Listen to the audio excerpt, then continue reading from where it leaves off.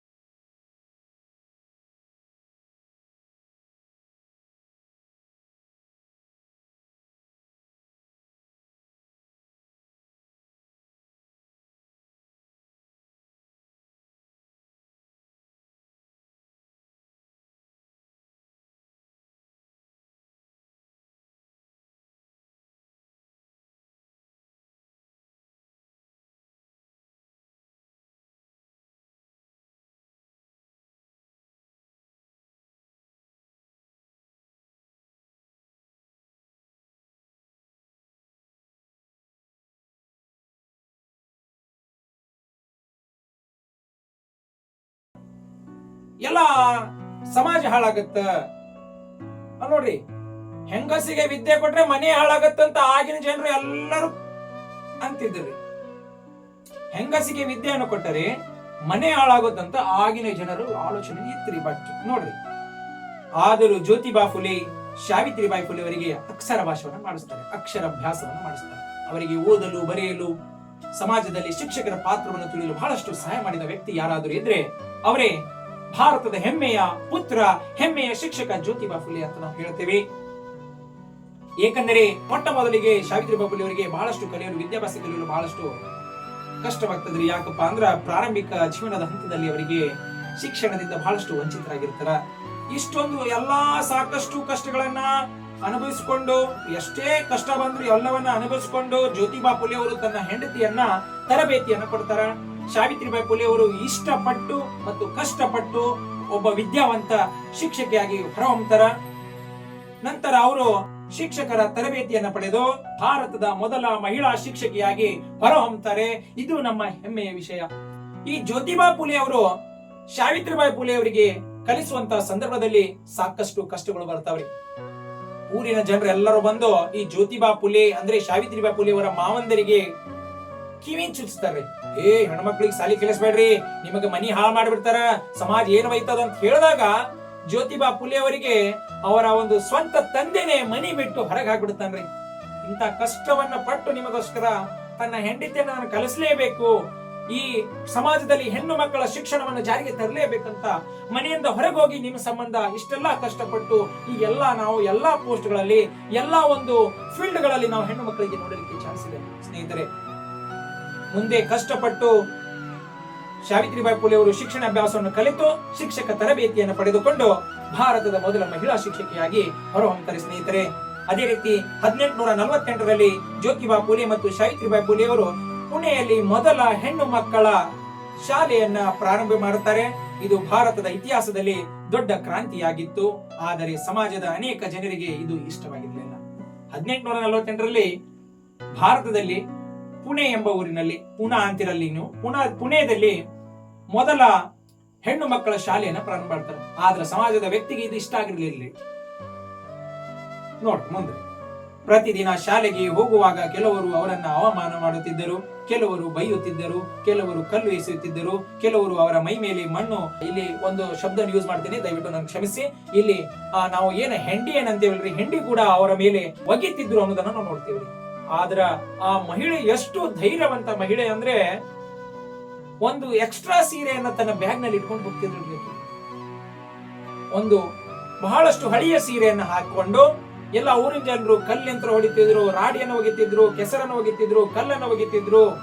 ಇವೆಲ್ಲಾ ಅಪಮಾನಗಳನ್ನು ಸಹಿಸಿಕೊಂಡು ನಾನು ಕಲಿಸಲೇಬೇಕು, ಹೆಣ್ಣು ಮಕ್ಕಳಿಗೆ ಸ್ವಾತಂತ್ರ್ಯವನ್ನು ಕೊಡಲೇಬೇಕು, ಹೆಣ್ಣು ಮಕ್ಕಳಿಗೆ ಶಿಕ್ಷಣವನ್ನ ಪಡೆಯಲೇಬೇಕು, ಹೆಣ್ಣು ಮಕ್ಕಳು ಶಿಕ್ಷಣದಿಂದ ವಂಚಿತರಾಗಬಾರದಂತ ಪಟ್ಟಂತ ಕಷ್ಟ ಇಷ್ಟಿಷ್ಟಲ್ರಿ. ಅವರು ಅವರ ಜಾಗದ ಮೇಲೆ ಕಲಿಯುಗದ ಯಾರಾದ್ರೂ ಹೆಣ್ಮಕ್ಳು ಇದ್ರೆ ಬಿಟ್ಟು ಬಿಡ್ತಿದ್ರಿ, ಬಟ್ ಅವರು ಬಿಡಲಿಲ್ರಿ. ಅದಕ್ಕಾಗಿ ನಾವು ಇವತ್ತು ಭಾರತ ದೇಶದ ರಾಷ್ಟ್ರಪತಿ ದ್ರೌಪದಿ ಮುರ್ಮುವನ್ನ ನೋಡ್ತೇವೆ. ಭಾರತದ ಮೊದಲ ಮಹಿಳಾ ಪ್ರಧಾನಮಂತ್ರಿ ಅಂತ ಓದ್ತೇವೆ, ಇಂದಿರಾ ಗಾಂಧಿ ಅವರಿಗೆ ಓದ್ತೇವೆ. ಅದೇ ರೀತಿ ಭಾರತದ ಮೊದಲ ಮಹಿಳಾ ರಾಷ್ಟ್ರಪತಿ ಪ್ರತಿಭಾ ದೇವಿ ಸಿಂಗ್ ಪಾಟೀಲ್ ಅಂತ ಓದ್ತೇವೆ. ಯಾವಾಗ ಓದಲಿಕ್ಕೆ ಸಾಧ್ಯವಾಯಿತು ಆ ಶಿಕ್ಷಕಿ ಪಟ್ಟಂತಹ ಪರಿಶ್ರಮ. ಅದಕ್ಕಾಗಿ ಇವತ್ತು ಎಲ್ಲಾ ತಾಯಿಂದರು ಒಳ್ಳೆ ಶಿಕ್ಷಣವನ್ನು ಪಡೆದುಕೊಂಡಿದ್ದಾರೆ ಅನ್ನೋದಕ್ಕೆ ಬಹಳಷ್ಟು ಹೆಮ್ಮೆ ಆಗುತ್ತದೆ. ಆದ್ರೆ ಸಾವಿತ್ರಿಬಾಯಿ ಫುಲೆ ಅವರು ಹೆದರಲಿಲ್ಲ. ಅವರು ಒಂದು ಹೆಚ್ಚುವರಿ ಸೀರೆಯನ್ನ ತಮ್ಮ ಚೀಲದಲ್ಲಿ ಇಟ್ಟುಕೊಂಡು ಹೋಗುತ್ತಿದ್ದರು. ದಾರಿಯಲ್ಲೂ ಜನರು ಅವರನ್ನ ಗೋಮಯವನ್ನ ಎಸೆಗದರಿ ಶಾಲೆಗೆ ತಲುಪಿದ ನಂತರ ಆ ಸೀರೆಯನ್ನು ಬದಲಿಸಿ ಮಕ್ಕಳಿಗೆ ಪಾಠವನ್ನ ಹೇಳುತ್ತಿದ್ದರು. ಒಂದು ದಿನ ಅವರ ಸಂಬಂಧಿಕರು ಮತ್ತು ಸಮಾಜದ ಕೆಲವರು ಜ್ಯೋತಿಬಾ ಫುಲೆ ಅವರ ತಂದೆಗೆ ಹೇಳ್ಬಿಡ್ತಾರ. ನಾನು ಹೇಳ್ದೆ ಅಲ್ರಿ, ಒಂದು ದಿನ ಅವರ ಹೇಳ್ತಾರ, ಅವ್ರ ತಂದೆ ಮನೇಲಿ ಹೊರಗೆ ಹಾಕ್ಬಿಡ್ತಾರ. ಇವೆಲ್ಲ ನಿಮಗೆ ಹೇಳಿದ ಸಂಗತಿ. ಸಾವಿತ್ರಿಬಾಯಿ ಫುಲೆ ಅವರು ಕೇವಲ ಮಹಿಳಾ ಶಿಕ್ಷಣಕ್ಕಾಗಿ ಹೋರಾಡಿಲ್ರಿ. ಅವರು ದಲಿತರು, ಬಡವರು ಮತ್ತು ವಿಧವೆಯರ ಹಕ್ಕುಗಳಿಗಾಗಿ ಕೂಡ ಹೋರಾಡಿದರು. ಆ ಕಾಲದಲ್ಲಿ ಅನೇಕ ವಿಧವೆಯರು ಸಮಾಜದ ಕಿರುಕುಳಕ್ಕೆ ಒಳಗಾಗುತ್ತಿದ್ದರು. ಕೆಲವು ಮಹಿಳೆಯರು ಸಮಾಜದ ಭಯದಿಂದ ತಮ್ಮ ಮಕ್ಕಳನ್ನು ಕೊಲ್ಲುವ ಪರಿಸ್ಥಿತಿಗೆ ತಲುಪುತ್ತಿದ್ದರು. ಮೊದಲಿನ ಕಾಲದಾಗ ಗೊತ್ತದ ನಿಮ್ಗೆ ಎಲ್ಲರಿ, ವಿಧವಾ ಪದ್ಧತಿ ಇತ್ತು, ಸತಿ ಸಹಗಮನ ಪದ್ಧತಿ ಇತ್ತು.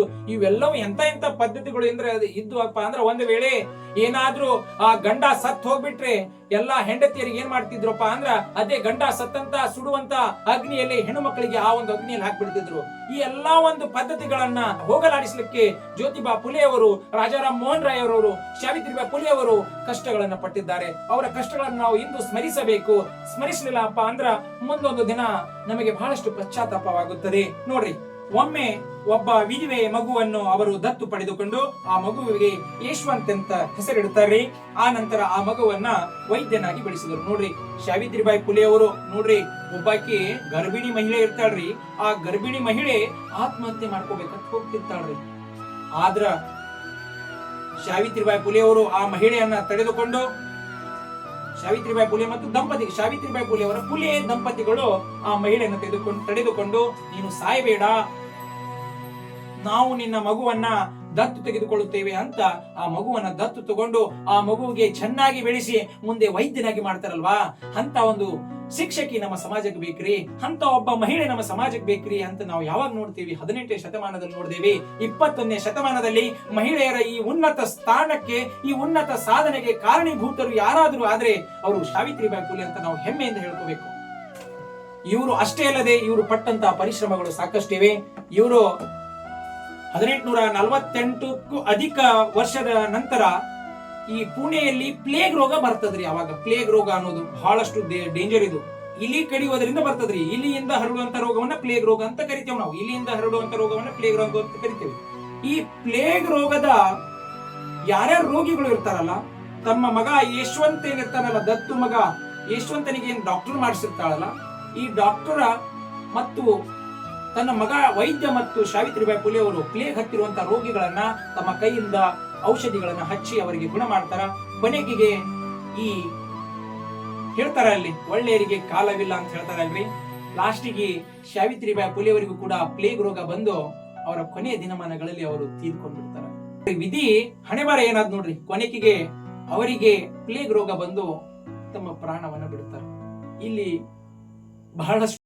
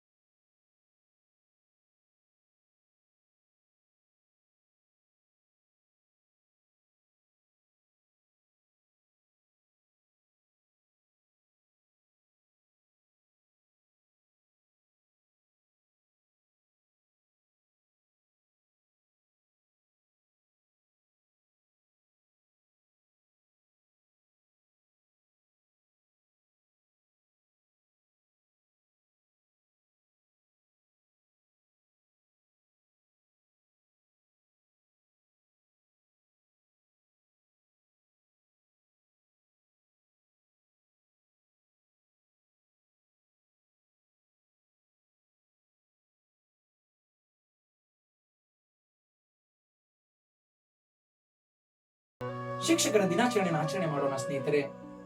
ನನ್ನ ಮಾತಿನಲ್ಲಿ ಏನಾದ್ರೂ ತಪ್ಪಿದ್ರೆ ದಯವಿಟ್ಟು ಕ್ಷಮಿಸಿ.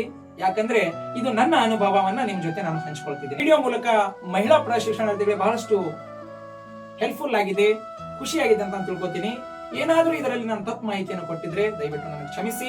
ಮತ್ತು ಈ ವಿಡಿಯೋ ಹೆಲ್ಪ್ ಆಗಿದ್ರೆ ದಯವಿಟ್ಟು ನನಗೆ ಕಾಮೆಂಟ್ ಬಾಕ್ಸ್ ನಲ್ಲಿ ತಿಳಿಸಿ, ಅಥವಾ ಪರ್ಸನಲ್ ಆಗಿ ನನಗೆ ಏನಾದ್ರೂ ಒಂದು ಮಾಹಿತಿಯನ್ನ, ಸಲಹೆಯನ್ನು ಕೊಡಿ ಎಂದು ನಾನು ಬೇಡ್ಕೊಳ್ತೇನೆ. ಮತ್ ಸಿಗೋಣ್ರಿ ನೆಕ್ಸ್ಟ್ ವಿಡಿಯೋ ಒಳಗ. ಇಲ್ಲಿವರೆಗೆ ವಿಡಿಯೋವನ್ನ ನೋಡಿದಕ್ಕಾಗಿ ತುಂಬಾ ಧನ್ಯವಾದಗಳು.